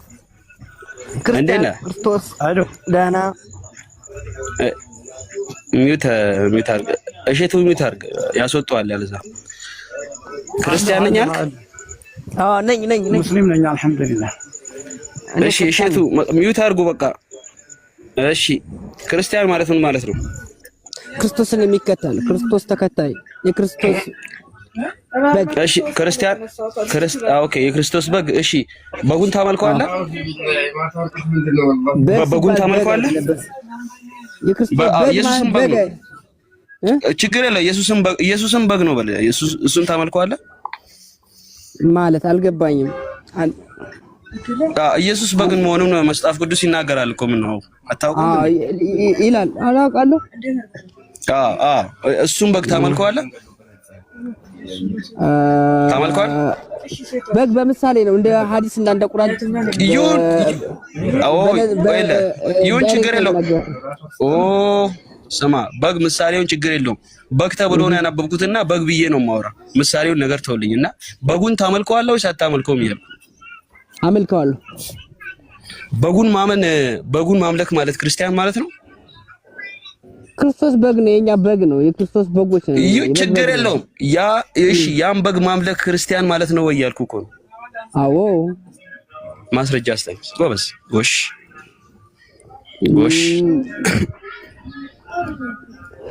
ጎሽ ቶሎ በል። በጉን ማምለክ ክርስቲያን ማለት ነው ብላልና ማስረጃ አስጠኝ። እሱ ነው እኮ የምፈልገው። ሰሂህ ሙስሊም 522 ላይ አንተ ደንጋይ ታመልካለህ እንዴ? ማስረጃ አስጠን። አሁን ሌላ ተውና ሌላ ወሬ ተውና ማስረጃ አስጠን። ካልሆነ ወደ ጥልቁ ነው የሚልኩ። ወደ ጥልቁ ነው የሚልኩ። ማስረጃም ብቻ አስተን ጭራሽ ደግሞ መሐመድ አብደላ ብላ መጣ ስምህን አይደለ? አዎ የልጅነት ቀጣፊ ማስረጃ አንጣሲ በጉን ማምለክ ክርስቲያን ማለት ነው ማለት ተረዳዳ። ክርስቶስ በግ ነው፣ የኛ በጋችን ነው። የክርስቶስ በግ እኮ ያንተ እሺ፣ ችግር የለውም። አንተም በጉን ትከተላለህ፣ አንተም እሱም በግ ናችሁ። ችግር የለውም። እሺ በጉን የምታመልከው ከሆነ በጉን ማምለክ ክርስቲያን ነው ብለሃልና ማስረጃ አስጠን። አንተ ድንጋይ ማምለክ ሙስልምና ነው? ማስረጃ አለ የለም? ድንጋይ ማምለክ ማስረጃ አለኝ። ደበለ ታብታብ አድርግ። እሺ ታች ወረድና ምናምን ቤቱ ታብታብ ጎሎታል። 1 ሚሊዮን አስገቦሽ በግ ጥያቄውን ሲጠየቁ በቃ የሆነ አይመልሱም። ቀጥታ እንዲህ ምናምን ምንም እንትን እሺ ሚዩት ያነሳው ማን ነው? ሰላም ነው? ሰላም ነው። ሴት ነሽ? እንዴት ነሽ? ኩሱንቴ ኦኬ። ከየት ቤተ እምነት ነሽ? ጥያቄ ለመጠየቅ ነበረ። ከየትኛው ቤተ እምነት ነሽ? ኦርቶዶክስ። ክርስቲያን አይደለሽም? ክርስቲያን አይደለሽማ? እና እሺ ግን ክርስቲያን አይደለሽም፣ ግን ኦርቶዶክስ ነሽ አይደል? አይደለት? እህት ምንድነው? ክርስቲያን አይደለሽም? ገባኝ። ክርስቲያን ነኝ ብለሽ ትጠሪያለሽ አንቺ ራስሽን። እኔ ክርስቲያን ነኝ ትያለሽ? አዎ ነኝ። ክርስቲያን ነሽ? እሺ ክርስቲያን ማለት ኢየሱስን መከተል ነው፣ ኢየሱስን ማምለክ ነው? ኢየሱስ ማምለክ። እሺ ማስረጃ። ጎሽ እንደ አንቺ አይነት ጨዋ እኮ ነው የምፈልገው። ማስረጃ። ጎሽ አለኝ። ችግር የለውም። ከፍታለሁ። ችግር የለውም። አለኝ ማስረጃ። አንቀጽና ቁጥር ብቻ ንገሪኝ። ችግር የለውም። ንገሪኝ። ችግር የለውም። እሺ የትና የትኛውን ልክፈትልሽ? ያው 81 አድዋል። ችግር የለውም። ዮሐንስ ወንጌል። አዎ እሺ። ክርስቲያን ማለት ኢየሱስን ማምለክ ነው ይላል ዮሐንስ ወንጌል ላይ። ኢየሱስ ይላል አብና ወልድ አንድ መሆናቸው ምናምን አይልም፣ አይናገርም። ኧረ በለው ጥያቄ ኢየሱስና በአንድ መሆናቸውን አይደለም የኔ ጥያቄ።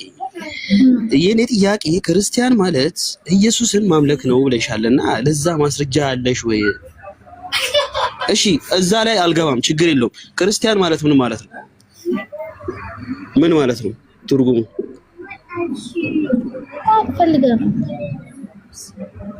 ክርስቲያን ማለት ትርጉሙ ምን ማለት ነው? እኔ ሁሱን ልጠይቅ ነው የገባሁት። እሺ ጥያቄ የለሽም? እሺ ጠይቂ። ምንድነው ጥያቄሽ? እስልምና ነብዩ መሐመድ በፊት መኖሩ ማረጋገጫ አለ ማለት ነው። እስላም ማለት ምን ማለት ነው? እስላም ሰላም ነው ትላላችሁ። ሰላም ማለት ነው ትላላችሁ። አይ ምን ማለት ነው? ይመራ ሰላም ማለት እንዴ? አንቺ በወሰድሽው አግሪመንት ራሱ ሰላም ከነብዩ ሰለላሁ ዐለይሂ ወሰለም በፊት አልነበረም? ሰላም ማለት ባንቺ አግሪመንት ነው እና የሚነግሩኝ ነው የነገርኩት። ለምንና ምን ነገር የነገሩሽን ለምንድን ነው? ቆይ ገባኝ። የነገሩሽን ነገር ነው አይደል? ለምትመጪው የነገሩሽን ነገር ነው ለምትመጪው አይደል? ምንም እኔ ከቁርአን ልስጥሽ ከቁርአን ብሎ የሚባል ከቁርአን ልስጥሽ ወይ? እነ አብርሃም እነ ኢየሱስ ሐዋርያቶቹ እነ ሙሴ ጠቅላላ ሙስሊም ሆናቸው ልስጥሽ? እስላም ሆናቸው ልስጥሽ? ሙስሊም ሆናቸው ሂስትሪያቸው ሲናገር የነቢያቶች አብርሃም፣ ዮሴፍ ምናምን ስማቸው ይቀያየር እንጂ ሂስትሪያቸው አንድ አይደለም። yes አንድ ነው። ከነሱ ልስጥሽ ወይ? ምን ነው የተገነጠለው? ምኑ ነው የተገነጠለው?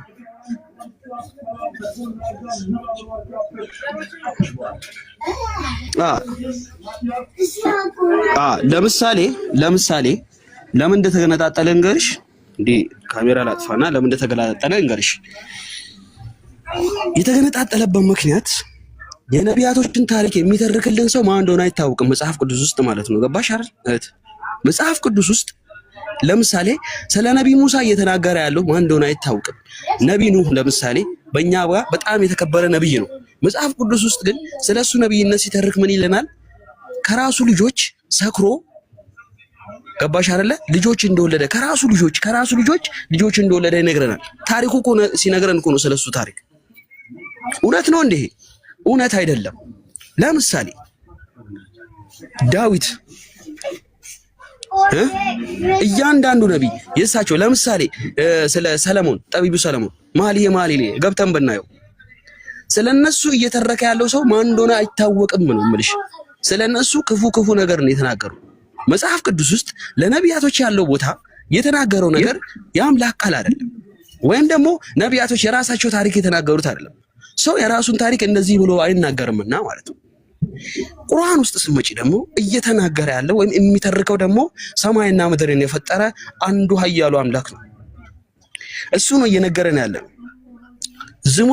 ዝሙተኛ ነው ብሎ ዛሬ የሚጠቅሰውን አልነበረም እያለ ቃል በቃል አላህ ሱብሓነሁ ወተዓላ በቁርአን ላይ ይነግረናል።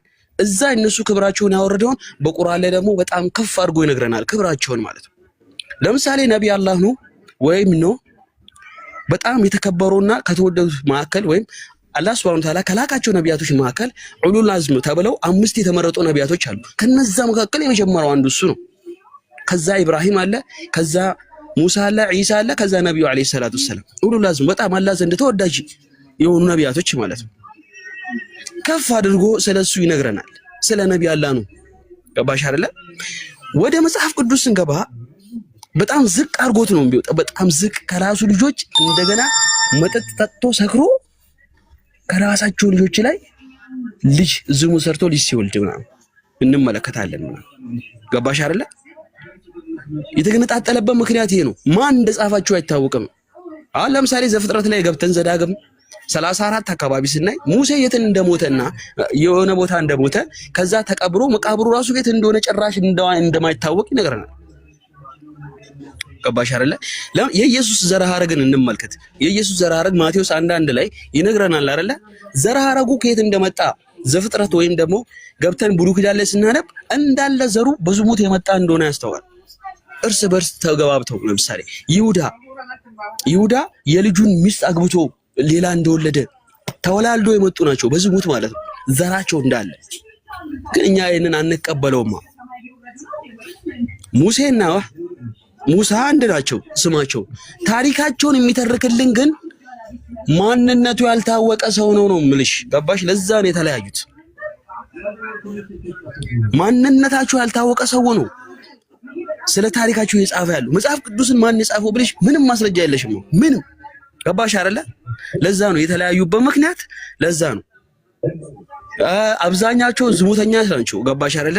ለምሳሌ መጽሐፍ ቅዱስ ውስጥ የምናገኛቸው ነቢያቶች ዝሙተኛ ናቸው አብዛኞቹ። እግዚአብሔርም በዝሙት ሲያዘው እናያለን። ለምሳሌ ሆሴን ማለት ነው።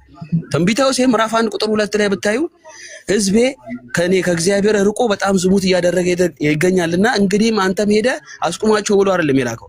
ከነሱ መካከል አንዲት ሴት አግባና የዝሙት ልጆችን ውለድ ነው ያለው፣ ቃል በቃል ማለት ነው። ገባሽ አይደለ? ስለዚህ ለዛ ነው ጸሐፊያቸው የነሱ ታሪክ አይገናኝም፣ ማን እንደሆነ አይታወቅም ነው ጸሐፊያቸው።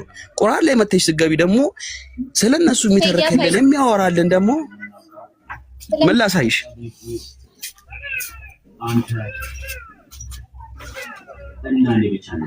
እስካሁን እኮ ጥሩ ሁኔታ እያዳመጣች ነበር። እሺ ማስረጃ እየጠየቀች ነበር። ኔትወርክ ከሆነ አስገባው ዝክራ። እሺ ነይ ተመለሺ፣ ካለሽ ተመለሽ።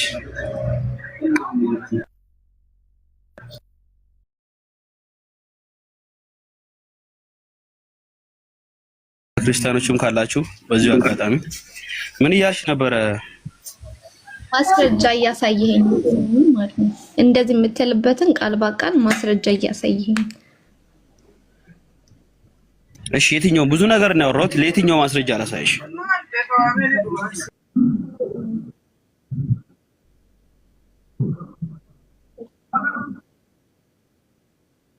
ስለ እነዚህ እንትኖች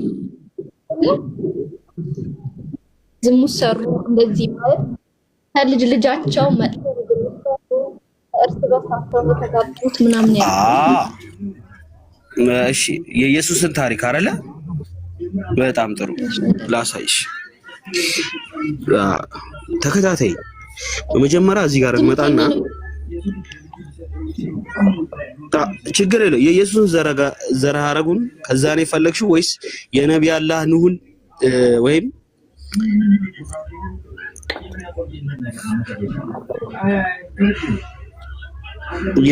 የኖህን የፈለግሽው ዝሙት ማድረጉን? ሰው ነገርን ችግር የለው እሰማለሁ፣ ዝግጁ ነኝ ለመስማት። ኦኬ እሺ የነብይ አላህ ነው የትኛው ቁጥር ላይ ነበረ የሚገኘው?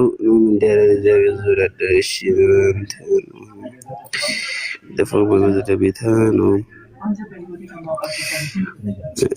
እሺ ሚስቱ ሁለቱንም ልጆች ሚስቶቹን እያለ እዚህ ጋር አካባቢ መሰለኝ ወደ መርከብ ልጆቹም ሲልና ያፊት ነው ሚስቱ ሁለቱም ሚስቶቹ እርሱ ወራዊነት አይ ቲንክ 7 ላይ ነው መሰለኝ እድሜው ያለ ይነግረናል። እሺ ያወጣው ነውና ታሪኩ ከየት እንደሚጀምር እሺ የጥፋትም ውሃ በምድር ላይ 40 ቀን በውሃ ከቤቱ አነሳ ብድር ከፍለች።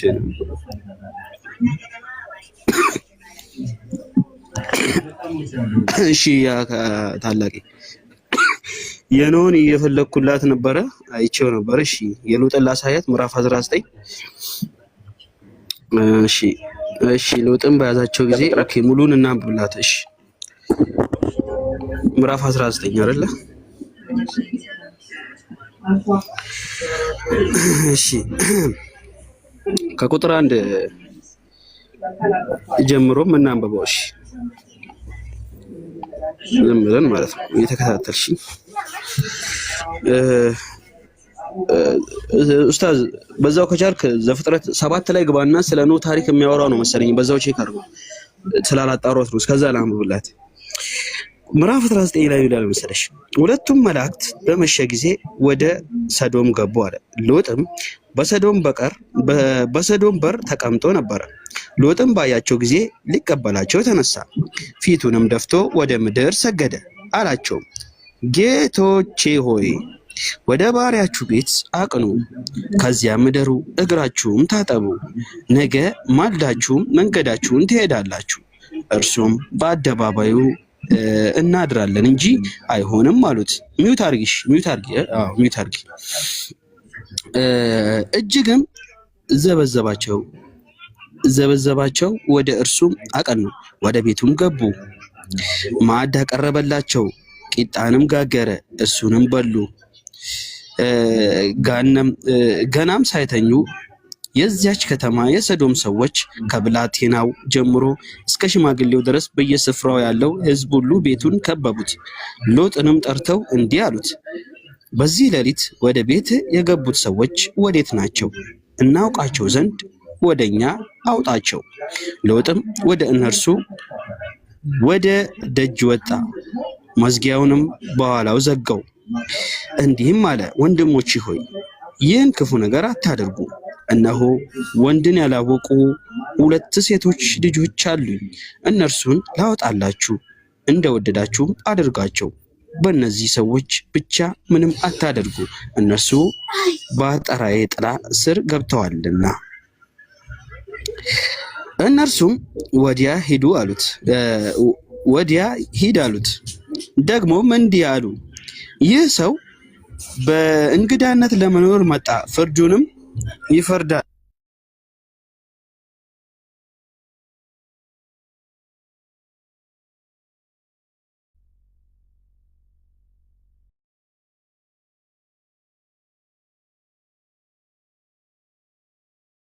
ፍርዱን የሚፈርድ ዘንድ ይፈልጋሉ።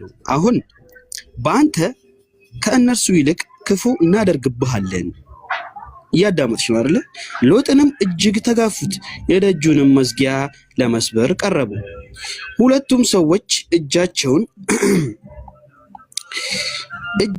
ዘርግተው ሎጥን ወደ እነርሱ ዘንድ ወደ ቤት አገቡት፣ መዝጊያውንም ዘጉት።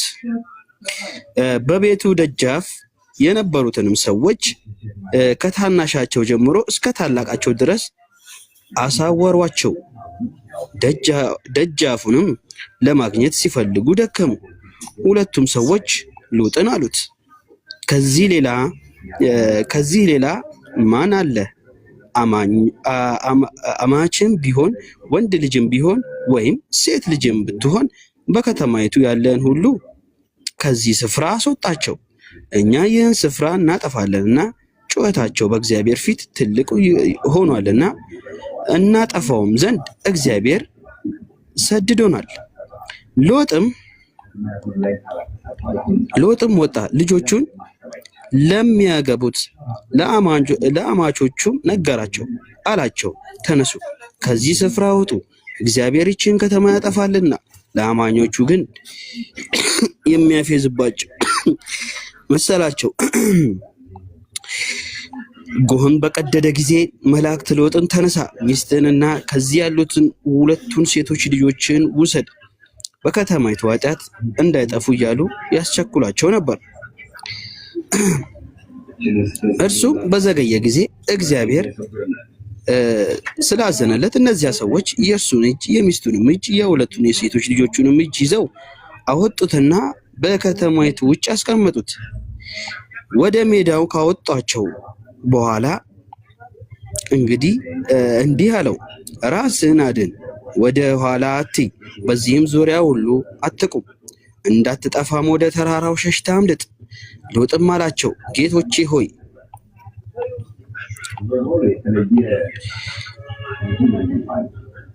እንዲህስ አይሁን፣ እነሆ ባሪያዬ በፊት ሞገስን አግኝቷል፣ ነፍሴን ለማደን ያደረገልህን ምሕረትንም አብዝታል።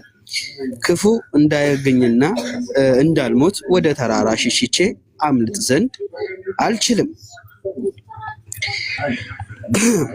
እነሆ ይቺ ከተማ ወደ እርሷ ሸሽቶ ለማምለጥ ቅርብ ናት፣ እርሷም ትንሽ ናት። ነፍሴን ለማዳን ወደ እርሷ ሸሽቼ ላምልጥ፣ እርሷም ትንሽ ከተማ አይደለችምን?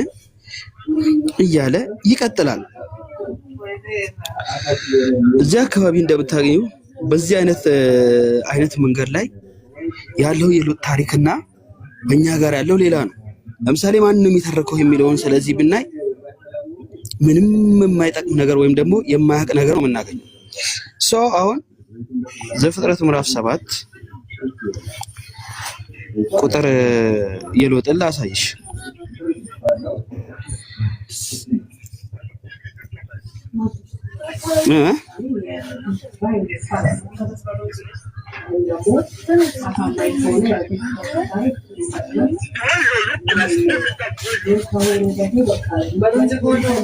ምዕራፍ 9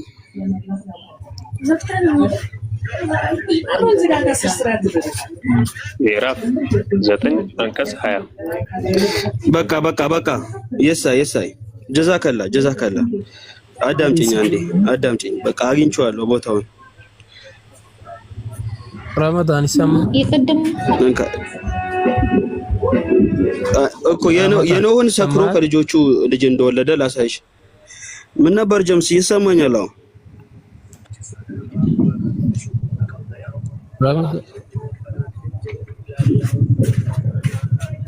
የኔ ነው ወይስ የጀማል ነው? ከተሰማ አንድ ጊዜ የሉጥን እኮ አላሳያትም። አንዴ ተመለስና እሱን አሳያትና ትሄዳለህ።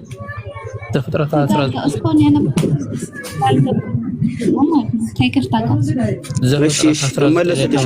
እሺ እመለስልሻለሁ። እሺ እመለሳለሁ። እሺ እመለሳለሁ። ተሰማኝ ጀማል? እሺ እመለሳለሁ። እንዴት ተመለሰ? አንድ ጊዜ እሺ እመለሳለሁ። ይሄን ላሳያትና በዛው ልሄድ ብዬ ነው። የሉጥን ጨርስ። ይሄን ላሳያትና በዛው እሄዳለሁ።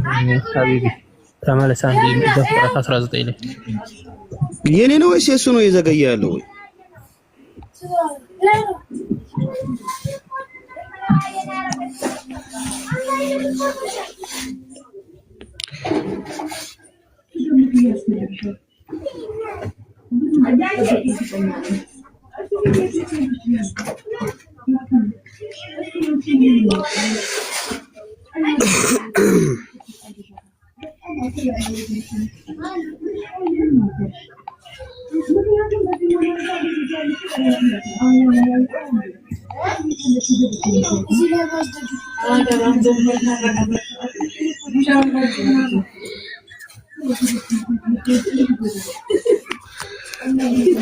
እሺ ልጨርስልሽ፣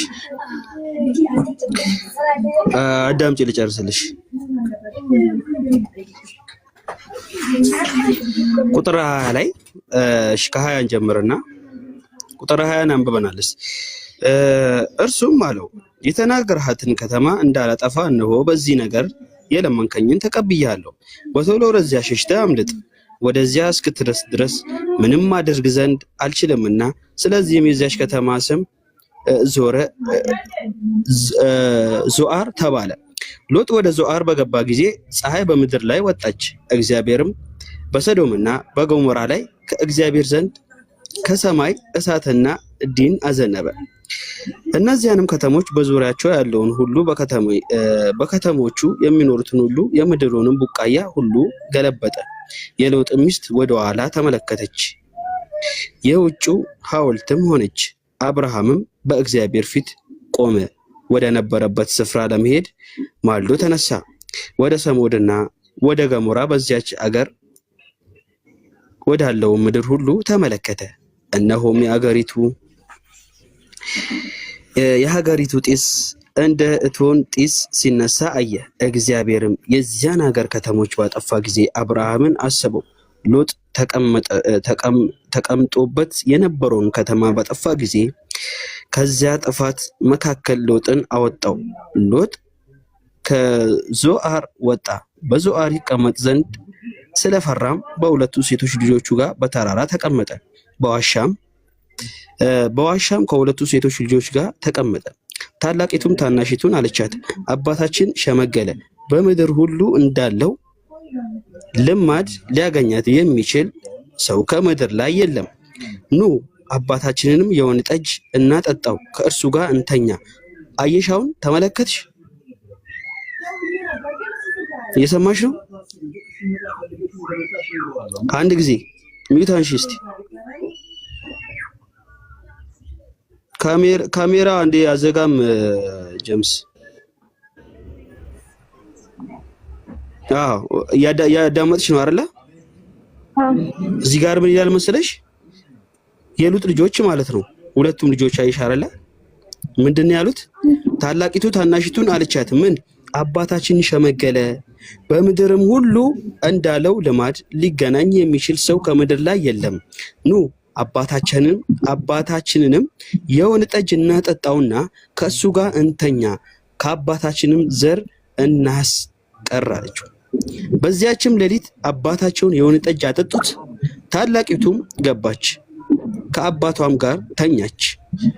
እርሱም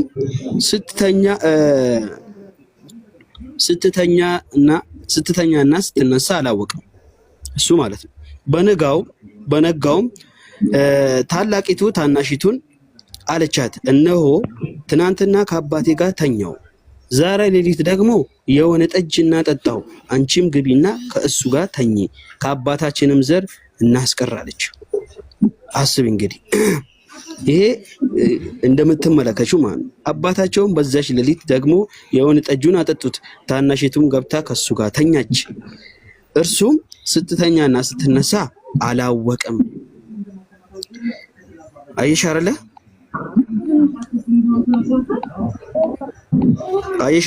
ከዛ የሎጥም ሁለቱ ሴቶች ልጆች ከአባታቸው ምን አሉ ይላል እዚህ ጋር አንበሻ ጸነሱ ከአባታቸው ማለት ነው። አዎ ከአባታቸው። የኖህም ታሪክ ዘሴም ነው የሚያወራው። የኖህም ታሪክ ማለት ነው። የኖህም ታሪክ እንደዛው ዘሴም ነው የሚያወራው። ከቁጥር 20 ስንጀምር ይላል ኖም ገበሬ መሆን ጀመረ አለ፣ ወይንም ተከለ፣ ከወይን ጠጁም ጠጣና ሰከረ፣ በድንኳኑም ውስጥ ራቁትን ሆነ። የከነዓን አባት ካምም የአባቱን ራቁትነት አየ። ወደ ውጭም ወጥቶ ለሁለት ወንድሞቹ ነገራቸው። ሴምና ያፌትም ሽማ ወሰደው፣ በጫንቃቸው ላይ ያደረጉ። የኋለትም ሄደው የአባታቸውን ራቁትነት አለበሱ። ፊታቸውም ወደ ኋላ ነበረ፣ የአባታቸውን ራቁትነት አላዩም። ኖም ከወይን ጠጁ ስካር ነቃ፣ ታናሹ ልጅ ያደረገባትንም አወቀ። እንዲህም አለ ከነዓን ርጉም ይሁን፣ ለወንድሞቹም የባሪያዎቹም ባሪያ ይሁን። እዛ እንዲህም አለ የሴም አምላክ እግዚአብሔር ይባረክ፣ የከነዓንም ለእርሱ ባሪያ ይሁን። እግዚአብሔርም ያፌትን ያስፋ፣ በሴምም ድንኳን ይደርስ ዘንድ ከነዓንም ለእርሱ ባሪያ ይሁን። ኖም ከጥፋቱ በኋላ 350 ዓመት ኖረ። ኖም የኖረበት ዘመን ሁሉ 950 ዓመት ሆነም ሞተም እያለ ነው። እና ምንድነው እዚህ ጋር የሚያወራው? ኖም ጠጥቶ እንደሰከረና ራቁቱን ሁሉ እንደሚናገር እየተናገረ ያለው። ወደ ዋና ፖይንት ስመለስ መጽሐፍ ቅዱስ ላይ የሚገኙት ነቢያትና በቁርአን ላይ ያሉት ነቢያት አንድ አይደለም። ምክንያቱም ማንነቱ ያልታወቀ ጸሐፊ ስለሳቸው ወይም ስለነሱ እየተረከ ይገኛል። ምን የነሱን ክብር በጣም ዝቅ በሚያደርገው ሁኔታ፣ የነሱን ክብር በጣም በሚወርድ ሁኔታ እንደሚሰክሩና ከልጆቻቸው ደግሞ ዝሙት አድርገው ልጆች እንደሚወልዱ ይናገራል።